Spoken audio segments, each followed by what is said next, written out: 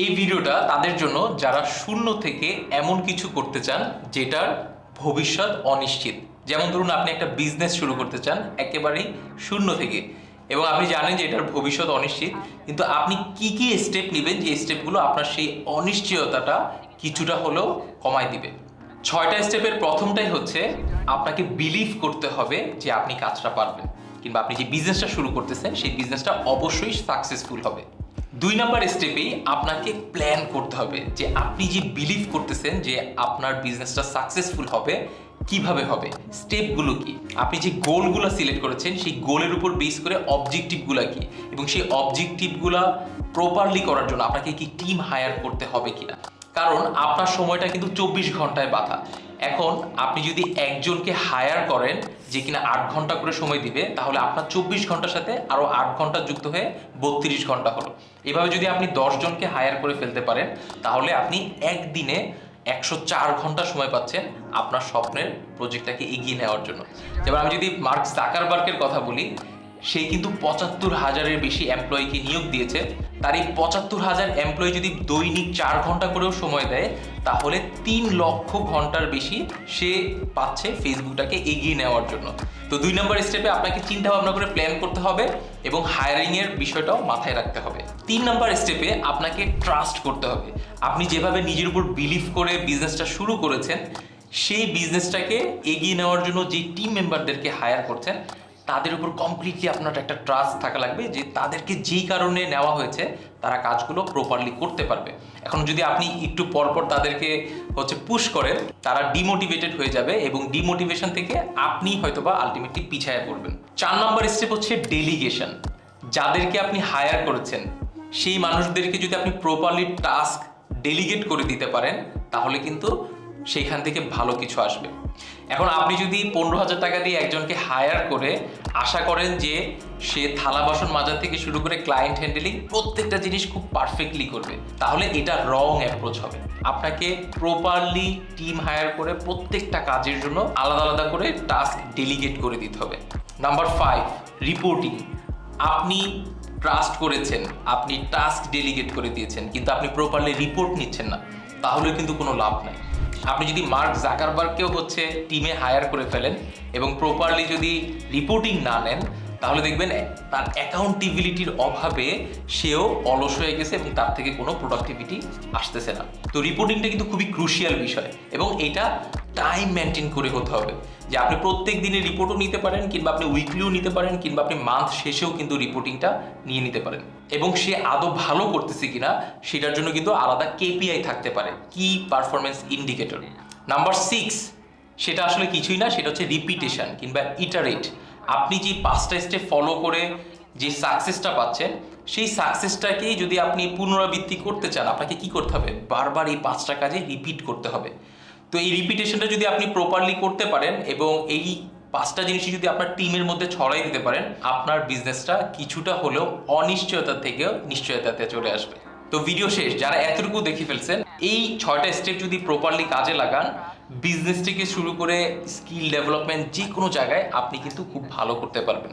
তো এখন কি বলবো, এখন আসলে আস্তে ধীরে আমি আমার বিজনেস শুরুর স্টোরিটা আপনাদের সাথে শেয়ার করতে চাই।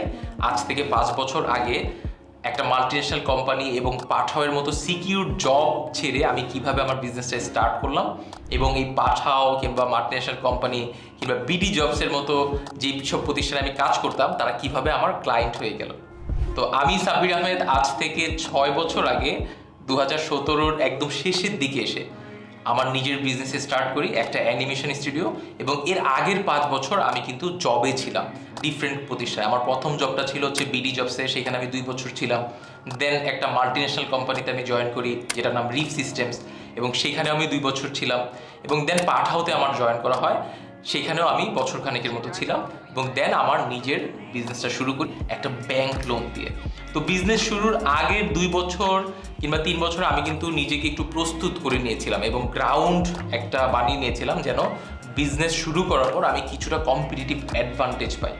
যদিও আমার পুরো ক্যারিয়ার ছিল ডিজিটাল মার্কেটিংয়ের উপর, বিডি জবস, পাঠাও কিংবা রিফ সিস্টেমসের জন্য সোশ্যাল মিডিয়া এবং গুগল অ্যাডসে ক্যাম্পেইন রান করতাম, কিন্তু এর পাশাপাশি আমি আমার নিজের অ্যানিমেশন স্কিলটা আস্তে আস্তে গড়ে তুলি। আমার প্রথম জবের বাইরে আমি ক্লায়েন্ট পাই, যেটা কিনা ছিল একটা স্টার্ট আপ কোম্পানির জন্য, যেটা থেকে কিন্তু আমি আসলে আলটিমেটলি টাকা পাই না, কিন্তু সেই প্রতিষ্ঠানের যে ফাউন্ডার ছিল উনি আমাকে একটা বড় প্রজেক্ট পাওয়ার ব্যাপারে হেল্প করে। মানে তখন আমার জন্য ওই প্রজেক্টটা ছিল অনেক বড়, এটা ডেস্কোর একটা কাজ। তো ডেস্কো যখন অ্যাপটা লঞ্চ করে, সেই অ্যাপের একটা অ্যানিমেটেড প্রোমো ভিডিও বানানোর প্রয়োজন ছিল। ভিডিওর প্রজেক্টটা নিলাম, মিটিং করলাম, 1 সপ্তাহের মধ্যে আমি একটা প্রমোশনাল ভিডিও বানাই দিলাম তাদেরকে, যেটা কিন্তু তারা এখনো হয়তোবা তাদের প্লে স্টোরে ইউজ করতেছে। এটা 2016 সালের কথা।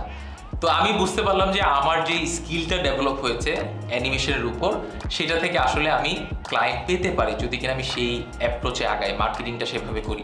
এবং এর পাশাপাশি আমার যে প্রতিষ্ঠান ডিপ সিস্টেমস, সেখানে যদিও আমি ডিজিটাল মার্কেটার হিসেবে ছিলাম, কিন্তু আমি তাদেরকে সাজেস্ট করলাম যে আপনারা ডিফারেন্ট যে ইভেন্টে যান, সেই ইভেন্টের জন্য কিন্তু আপনারা চাইলে প্রমোশনাল ভিডিও বানাতে পারেন। তা আমি যেটা করলাম, আমি আফটার অফিস আমার বাসায় বসে রিফ সিস্টেমসের জন্য ইভেন্টের ভিডিও বানানো শুরু করলাম, যেগুলো আলটিমেটলি এই MWC কিংবা ITW এর মতো আন্তর্জাতিক যে ইভেন্টগুলো আছে সেগুলোর ডিসপ্লেতে হচ্ছে খুব সুন্দর করে দেখানো শুরু করলো।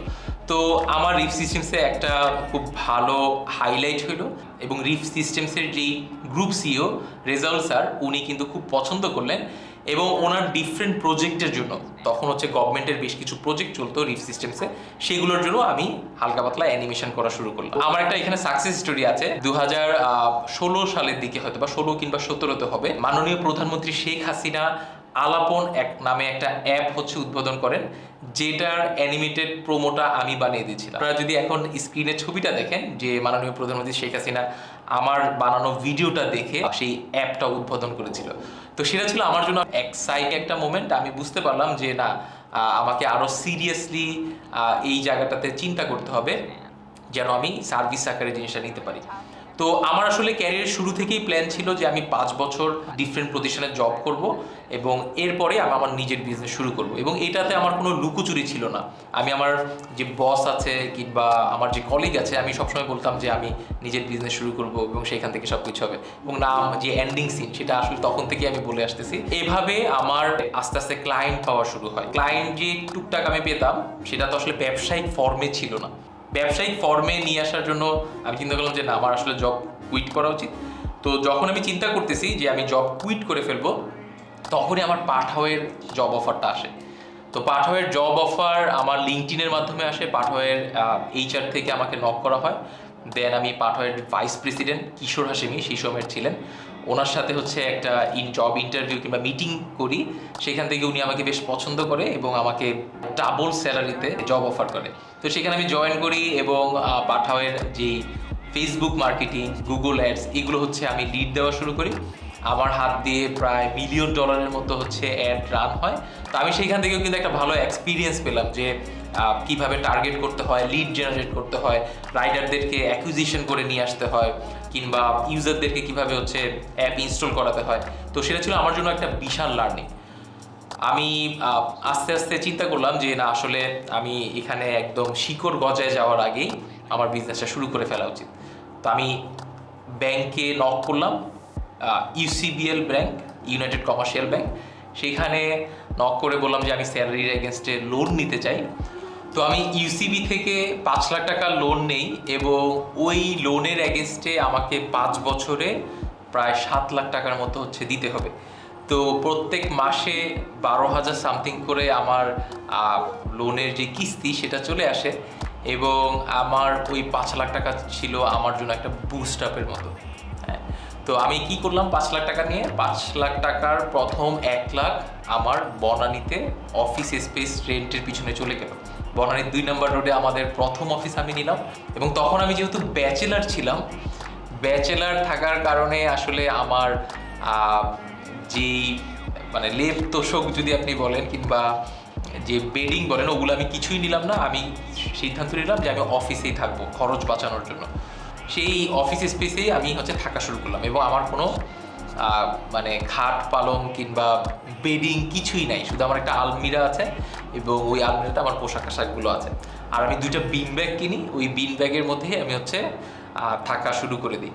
এবং ফর্চুনেটলি তখন হচ্ছে আমার বিজনেস পার্টনার একজন জয়েন করে, আসান ভাই।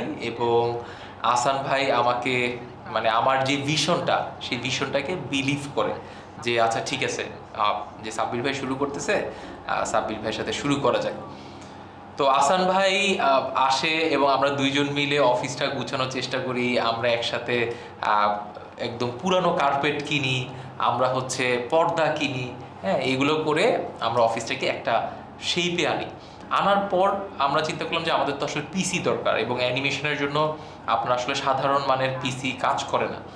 তো আমার যে 5 লাখ টাকা ছিল এবং আসান ভাই কিছু টাকা ইনভেস্ট করেছিল, সব কিছু মিলে 6 লাখ 6.5 লাখ এরকম হয়তো বা একটা অ্যামাউন্ট ছিল আমার ক্রেডিট কার্ড সব কিছু মিলানোর পর। তো ওই টাকা দিয়ে আসলে আমরা দুইটা পিসি, একটা ল্যাপটপ কিনি আর একটা হাই এন্ডের পিসি কিনি। একটা মজার জিনিস হচ্ছে, আমি যেদিন জব ছেড়ে দিলাম, রেজিগনেশন লেটার দেওয়া শেষ, আমার হাতে আর একমাত্র মানে 1 মাস সময় আছে। আমি আমার যে ব্যাচেলারের বাসা ছিল, তখন অফিস নেই, সেই বাসায় এসে দেখলাম আমার একটা 1,30,000 মতো একটা পিসি ছিল, যেটাও আমি কিন্তু এর আগে আমার বোনের কাছ থেকে লোন নিয়ে কিনেছিলাম। সেই পিসিটা চুরি হয়ে গেছে। তো আমার জন্য এটা আসলে খুব শকিং একটা মোমেন্ট ছিল, যে আমি প্ল্যান করে রাখছি যে আমার একটা যেহেতু পিসি আছে আর নতুন কিছু লাগবে না, তো ওই পিসি দিয়েই জার্নি শুরু করতে চাইছিলাম। কিন্তু আনফর্চুনেটলি যেই জিনিস আমার 5 বছরে চুরি হয় নাই, সেই জিনিস আমার যেই ম্যাসে আমি থাকতাম সেই ম্যাস থেকে চুরি হয়ে গেছে। তো আমার মানে লাইফের একটা খুব স্যাড মোমেন্ট ওই দিন ছিল, যে একটা জিনিস শুরু করতেছি, দেখা যাক কি হয়। তো আমি খুব মানে বড় করে ফেসবুকে স্ট্যাটাস দিয়েছিলাম যে এত কষ্ট করে লোনের টাকা দিয়ে কিনলাম, ইনফ্যাক্ট হচ্ছে ওই লোনের টাকা আমি তখনও পুরোটা আমার বোনকে শোধ করতে পারিনি। তো দেন হচ্ছে যখন আমার ওই 5 লাখ টাকা আমি লোন নিয়ে দুইটা পিসি নেই, এবং ওই পিসি সব কিছু মিলে প্রায় 3 লাখ 3.5 লাখ টাকা শেষ, আর হচ্ছে 1 লাখ টাকা স্পেসের জন্য অ্যাডভান্স দেওয়া। তো আমার হাতে আর আছে ধরেন লাখ টাকার মতো, 1 লাখ টাকাই হচ্ছে সম্বল। তো আমরা করি কি যে চিন্তা ভাবনা না করে কাজ শুরু করে দেবো। আমার একটা বিশ্বাস ছিল যে না, ক্লায়েন্ট পাবো। তো আমাদের প্রথম ক্লায়েন্ট আসে যেদিন আমরা আইডিবি ভবন থেকে আমাদের ল্যাপটপটা কিনি, তখন একটা ফোন আসে, এবং আমার এখনো মনে আছে যে ওই ভাইয়ার জন্য আমরা একটা ভিডিও বানাই দিই 50,000 টাকায়, 45 কি 50 এরকম। তো সেই কাজটা দিয়ে শুরু হয়, এবং ওর পরের মাসে ইভেন হচ্ছে ওই টাকা দিয়ে আমরা কি করি বলি, ওই 50,000 টাকা আমরা 30,000 টাকার মতো অ্যাডভান্স নিই, এবং আমরা কিছু টাকা লাগাই দুইটা পিসি নেই 50,000 কিংবা 60,000-এর মধ্যে। এবং ওই দুইটা পিসি হচ্ছে আমাদের নিউলি রিক্রুটেড যে টিম মেম্বাররা আছেন, তারা খুবই ইয়াং ছিল। রেদওয়ান, তারপর হচ্ছে বন্নি আসলে সবাইকে নিয়ে আসছে, সে শান্তা মারিয়াম থেকে তখন গ্র্যাজুয়েশন করতেছে। তো সে করে কি যে সবাইকে নিয়ে এসে শুরু করে, এবং আমরা 10,000 করে টাকা দিতাম, মানে 3 জনকে নিয়েছিলাম, মনে হয় 30,000 কিংবা 40,000 এরকম আর কি একটা অ্যামাউন্ট চলে গেছিল। তো ওদেরকে দিয়ে আমাদের জার্নিটা শুরু। তো প্রথম মাসের আমাদের সেলস আসে 50,000 টাকা, এবং আমরা স্যালারি দিই হচ্ছে 70,000 টাকা, 20,000 টাকা কিন্তু গ্যাপ। আর প্রথম মাস থেকেই আমরা আসান ভাই এবং আমি 15,000 টাকা করে হচ্ছে স্যালারি ড্র করা শুরু করলাম। যেখানে আমি পাঠাও থেকে প্রায় লাখ টাকার মতো হচ্ছে উইথড্র করতাম, সেখানে আমি নেওয়া শুরু করলাম 15, এবং আমার যে বিজনেস পার্টনার উনি হচ্ছে 15,000 নেওয়া শুরু করলো। তো জার্নি শুরু হলো। এবার নেক্সট মান্থের কিন্তু আমাদের কাছে স্যালারিও নাই, প্লাস হচ্ছে যে রেন্ট ছিল 30-40,000 টাকার মতো, সেটা হচ্ছে আমাদের কাছে নাই। তো আমরা মার্কেটিং করলাম, মার্কেটিং করার পর আমাদের জানুয়ারিতে প্রথম ক্লায়েন্ট, মানে দ্বিতীয় ক্লায়েন্ট আসলো 3 লাখ টাকার।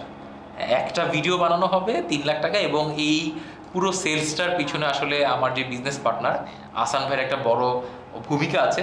কারণ আমি আসলে মার্কেটিং জিনিসটা দেখতাম এবং আমি প্রোডাকশনটা দেখতাম, কিন্তু যে সেলসের পার্টটা এটা কিন্তু অনেক বড় অংশ, এবং এই সেলসের পার্টটা আমি পুরো বিশ্বাস করে আসান ভাইকে দিয়ে দিয়েছি যে আসান ভাই কখনো খারাপ কিছু করবে না, উনি যে প্রজেক্ট আনবে সেটা অবভিয়াসলি ভালো কিছু হবে। আর ওনার ফুল ফ্রিডম ছিল প্রাইসিং থেকে শুরু করে সব কিছু সাজেস্ট করার। তো উনি করছে কি যে 3 লাখ টাকা হচ্ছে চাইছে, সেকেন্ড হিসাব করে দেখলো যে এত আসে, চেয়ে ফেলছে। এবং আমার এখনো মনে হয় যে আমি হলে কি এত টাকা চার্জ করতাম কিনা। আমি সব মানে আমি প্রজেক্টটা দেখে মানে আমার কাছে মনে হচ্ছে যে আমার জন্য বেশ ডুয়েবল প্রজেক্ট, এটা আমি হয়তো বা 1 মাসের মধ্যে করে দিতে পারবো। যদিও ভাবছিলাম 1 মাসের মধ্যে, কিন্তু পরের এটা অনেক দিন, 2 মাস 2.5 মাসের মতো সময় চলে গেছে। যাই হোক, তো এই যে বিলিভ করার পার্টটা, আপনাকে কিন্তু বিলিভ করতে হবে নিজের উপর, প্লাস আপনাকে ট্রাস্ট করতে হবে আপনার টিম মেম্বার এবং আপনার বিজনেস পার্টনারের উপর। তো সেইখান থেকে আসলে আমাদের জার্নিটা শুরু, এবং এরপরের 3 মাসে আমাদের অলমোস্ট 25 লাখের মতো হচ্ছে সেলস জেনারেট হয়। এবং আমরা করি কি যে একটা মানে এটাকে বলে শরীর, একটা প্রথম কোয়ার্টার 3 মাসে আমরা কতগুলো 25টা না 30টার মতো ক্লায়েন্টের জন্য কাজ করছি, একটা শরীর আকারে আমাদের পেজ থেকে সাবমিট মানে আপলোড করি ফেসবুকে, এবং ওইটা আমি আমার ফেসবুক মানে যে প্রোফাইল আছে সেখান থেকে শেয়ার করি। তো মজার বিষয় হচ্ছে শেয়ার করার পর পাঠাওয়ের যে লিড ইনভেস্টর ছিলেন উনি আমাদের উপর মানে আমাকে নক করে পার্সোনালি ফেসবুকে যে সাব্বির তুমি, মানে উনি আবার বাংলা বলতে পারেন না ওরকম, যদিও বাংলাদেশি বংশোদ্ভূত। তো উনি আমাকে বললো যে সাব্বির তোমার সাথে দেখা করতে চাই এরকম। উনি তখন ছিল পাঠাওয়ের সিএফও, চিফ ফিনান্সিয়াল অফিসার। তো উনি হচ্ছে আমাদের অফিসে আসে এবং আমার খুব আপলিফটিং ফিল হওয়া শুরু করে যে মানে ভালো কিছু হবে কিংবা কি হবে আমি জানি না। আমি আসলে তখন আমার মাথায় নাই যে উনি ইনভেস্ট করতে চায় কিংবা এরকম কোনো কিছু। তো অফিসে কিন্তু আমার একটা টেনশন ছিল যে আমি তো অফিসে থাকি, যদিও আমার ওরকম বিছনা বেড কিছুই নাই, কিন্তু অফিসে তো আমি থাকি, এটা কীভাবে হচ্ছে ওনাকে না দেখায় থাকবে। এবং আমার কাছে মনে হইতেছিল যে উনি যদি জানে আমি অফিসে থাকি এটা একটু ব্যাড ইমপ্রেশন ক্রিয়েট করবে, তাই না? তো আমি করছি কি, যেই রুমে আমি থাকতাম ওই রুমেও আমাদের 2টা পিসি মানে 2টা টেবিল ছিল, আর মানে আমার ল্যাপটপ কিংবা ওইখানে ছিল। তো আমরা রুমটা পুরো আটকায় রাখছিলাম। তো উনি সব কিছু দেখছে আমাদের অফিস অবজার্ভ করে এবং ওই রুমের কাছে এসে নক করার চেষ্টা করতেছে যে এখানে কী আছে। তো আমরা বললাম এটা স্টোর রুম, ওইখানে কিছু নাই। তো যদিও আমরা পরবর্তীতে প্রায় 6 মাস পরে আমরা ওনাকে জানাইছিলাম, আমি বলছিলাম যে আমি আসলে ওইখানে থাকতাম ওই রুমে, তুমি কি মানে আপনি কি মনে করবেন আমি জানি না, এই জন্য দেখানো নাই। উনি কিন্তু খুব পজিটিভলি জিনিসটা নিচ্ছে যে ওয়াও এটা তো খুবই গুড অ্যাপ্রোচ যে তুমি অফিসে থাকতেছো, শুরুটা খুবই স্ট্রাগল দিয়ে করতেছো এরকম। তো আসলে কিন্তু স্ট্রাগল ছিল। আমি যে 2 মাস 3 মাসের মতো অফিসে ছিলাম, সেই অফিসে প্রচুর মশা। বনানীর যেই কোয়ার্টারটা আছে স্টাফ কোয়ার্টার, ওখানে কাস্টমসের যে কোয়ার্টারটা সেইটার পিছনেই ছিল আমাদের যে অফিসের স্পেস। এবং নতুন বিল্ডিং হওয়াতে কোনো জানলার গ্রিল লাগাই নাই কিংবা জানলার হচ্ছে গ্লাসই লাগাই নাই আসলে। তো জানলার গ্লাস না লাগানোর কারণে মশা প্রচুর ছিল এবং আমার কাছে ফিল হইতো যে মশা আমাকে উড়াই নিয়ে যাইতেছে পরীদের মতো করে আর কি। তো তারপরে আমি ওখানে 1.5-2 মাস থাকার পর আমার বাবা মা হচ্ছে ফর দ্য ফার্স্ট টাইম আমার বাসায় কিংবা আমাদের অফিসে ভিজিট করে এবং ওনারা 4-5 দিনের মতো ছিল।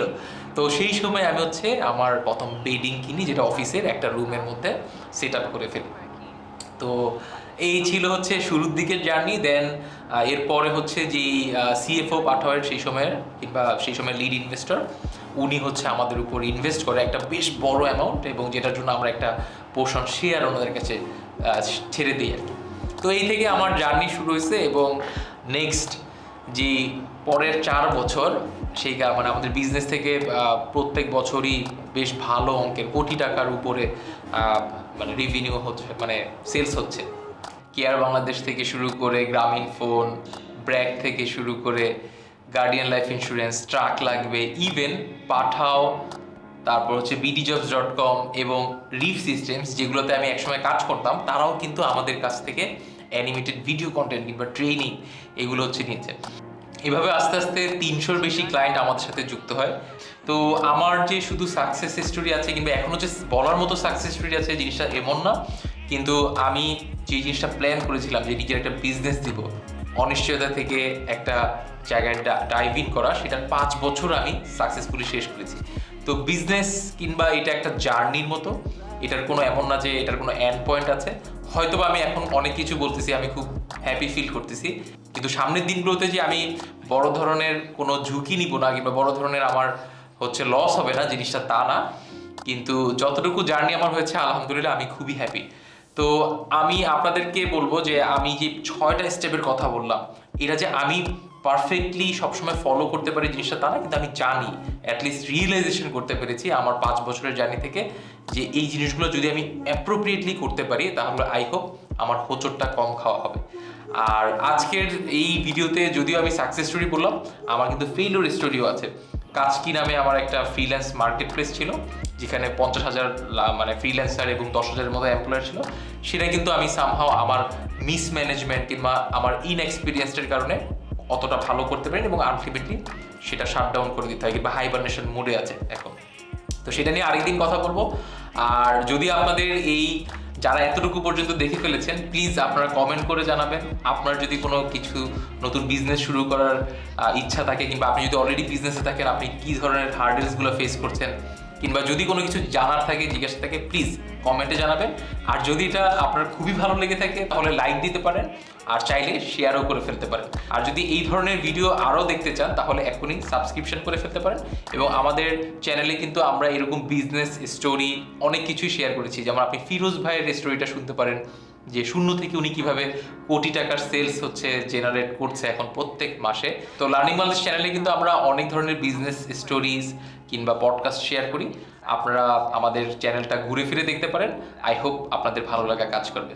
আর যদি আপনারা আপনাদের বিজনেস গ্রো করার জন্য কিংবা ক্যারিয়ারে ভালো করার জন্য কোনো স্কিল ডেভেলপমেন্ট কোর্স করতে চান তাহলে এখনই learningbangladesh.com সাইটটা ভিজিট করে ফেলুন।